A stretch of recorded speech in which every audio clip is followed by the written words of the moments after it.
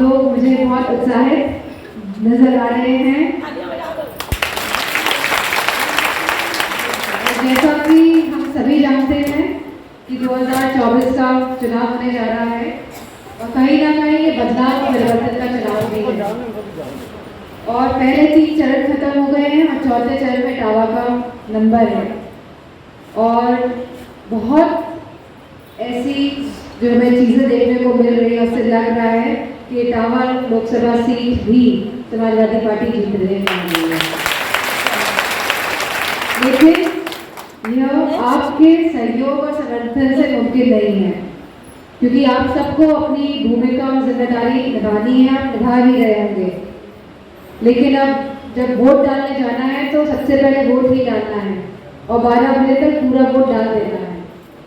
डालेंगे कि नहीं डालेंगे? सुबह 7 से 12 बजे तक वोट डल जाए पार्टी का। हम सभी जानते हैं जो परिस्थिति देश में है और किस तरह दबाव की राजनीति का प्रयोग हो रहा है।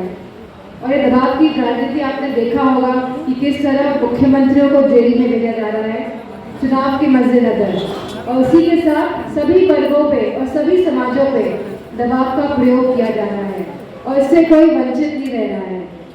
चाहे हमारे व्यापारी लोग हों, चाहे हमारे टीचर्स हों, चाहे हमारे वकील हों, सब पे जो जो अपनी आवाज़ बुलंद करने की कोशिश करता है और जो जो लोग चाहते हैं कि कोई चीज़ गड़बड़ है और उसके विरुद्ध आवाज़ उठाते हैं, तो कहीं ना कहीं उसकी आवाज़ दबाने की कोशिश की जाती है।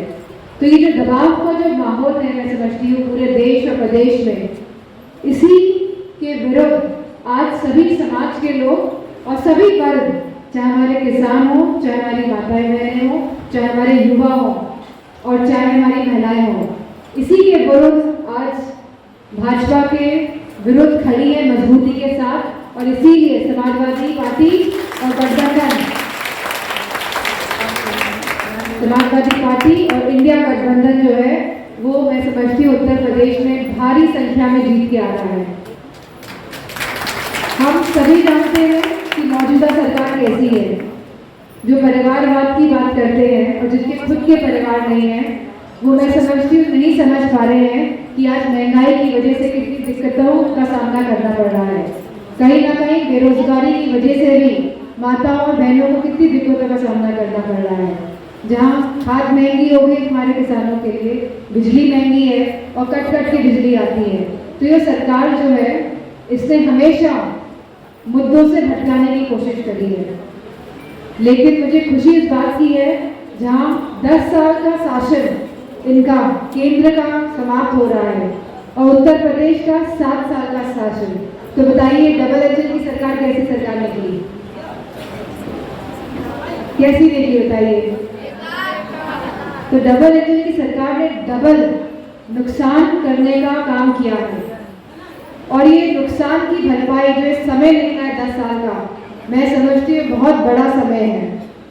और मुझे पूरा भरोसा है कि आपके साथ से समर्थन से हम इस जो ये हमारी जो चुनाव की जो लड़ाई है इसको हम जीतने जा रहे हैं और पूरे प्रदेश में एक संदेश देने का काम करेगा। जहाँ इटावा जीतेगा तो मेरा मानना है कि ये भी संदेश देने का काम करेगा कहीं ना कहीं।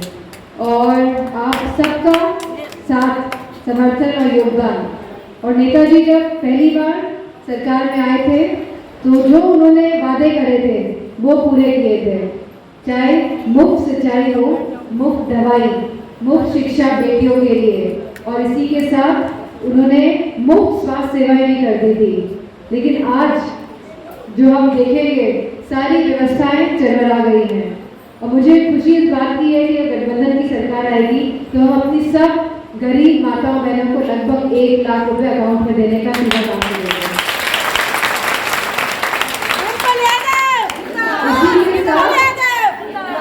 इसी के साथ जो ये मौजूदा सरकार है कहीं ना कहीं उन्होंने पेंशन को बंद करी है और आज राशन के नाम पे क्या दे रहे हैं आप सबको पता है। क्या दे रहे हैं बताइए? बाजरा। 10 साल पहले या 7 साल पहले का आकलन करेंगे तो सब कुछ मिलता था राशन में। मुझे अच्छी तरह से याद है, चीनी, मट्टी का तेल, आटा, चावल, तो ये सरकार वो सरकार है जिसने सभी व्यवस्थाएं जो है उसको बिगाड़ने का काम किया है। और जब विधानसभा चुनाव आए थे तब क्या कहा गया था कि मुफ्त मिलेगा सिलेंडर दिवाली और होली में। बताइए कितनी होली और दिवाली चली गई, किसी को मिला? दिक्कत यही है कि हम सब भूल जाते हैं कि क्या कहा जाता है मंचों के माध्यम से, और ये मुद्दों को भटका देते हैं।